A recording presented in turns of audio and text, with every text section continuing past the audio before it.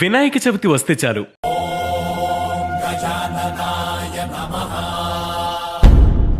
జై బోలో గణేష్ మహారాజ్ కి అంటూ పిల్లల కేరింతలు, కుర్రాళ్ల హడావిడి, మైక్ సెట్ లో రీమిక్స్ పాటలు హోరుతో నవరాత్రులు కాలనీలన్నీ మండపాల సందడితో కళకళలాడిపోతుంటాయి.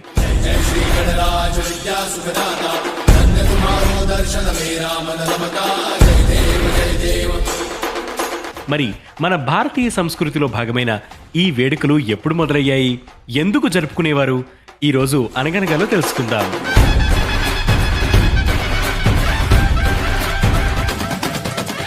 గణపతి విగ్రహాన్ని చూస్తే పిల్లల్లో ఏదో తెలియని సంతోషం, ఓ స్నేహితుడిలా బొజ్జ గణపయ్యను పూజిస్తూ ఉంటారు. తమ కుటుంబానికి రక్షగా నిలవాలని పెద్దలు, విఘ్నాలన్నిటినీ తొలగించాలని యువత ఆ గణనాయకుణ్ణి కోరుతూ ఉంటారు.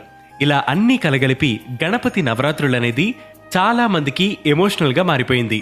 అయితే సంబరాలకు మూలం ఛత్రపతి శివాజీ మహారాజ్ కాలంలో ఉందని చరిత్ర చెబుతోంది. ఆయన కాలంలో బహిరంగంగా వినాయక చవితి వేడుకలు నిర్వహించేవారట. కానీ ఆ తర్వాత కాలంలో క్రమంగా ఆ సందడి తగ్గిపోయింది. ఈ పండుగ ఇళ్లకే పరిమితమైంది. అయితే ఇప్పుడు మనం చేసుకుంటున్న ఈ పండగ సంబరాల వైభవం మాత్రం 1893లో మొదలైంది.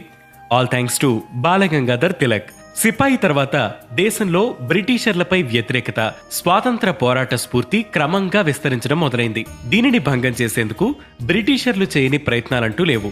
అందులో ఒకటి హిందూ పండగలపై ఆంక్షలు విధించడం. ఈ వైఖరిని తీవ్రంగా వ్యతిరేకించిన బాలగంగాధర్ తిలక్ బ్రిటిషర్లకు తగిన బుద్ధి చెప్పాలని ఫిక్స్ అయ్యారు. ఈ క్రమంలో 1893లో వినాయక చవితిని ప్రజలు బహిరంగంగా జరుపుకోవాలని పిలుపునిచ్చారు. నిజానికి ఈ కాన్సెప్ట్ ఆ ముందు ఏడాదే బౌసాహెబ్ లక్ష్మణ్ జావ్లే అనే స్వాతంత్ర సమరయోధుడు పాటించారు. ప్రైవేట్గా తాను నిర్వహించే వినాయక ఉత్సవాలకు వీధిలోని ప్రజలను ఆహ్వానించి తిరుగుబాటుకు తగిన వ్యూహాలు రచించేవారట. దీనినే తిలక్ మరో స్థాయికి తీసుకువెళ్లారు.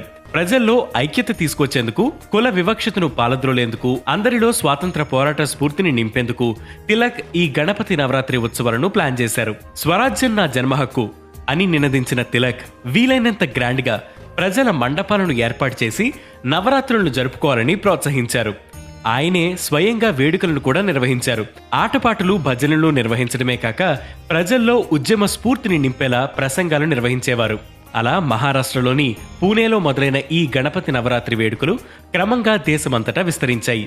స్వతంత్ర భారతంలోనూ ఈ పండుగ సంబరాల జోరు ఆగలేదు. ఏటా ఈ గణేష్ వేడుకలకు క్రేజ్ పెరగడమే కానీ అస్సలు తగ్గట్లేదు. ప్రజలందరూ తమ ఐక్యతను చాటుకుంటూ అంగరంగ వైభవంగా ఏటా ఈ వేడుకలను జరుపుకుంటున్నారు.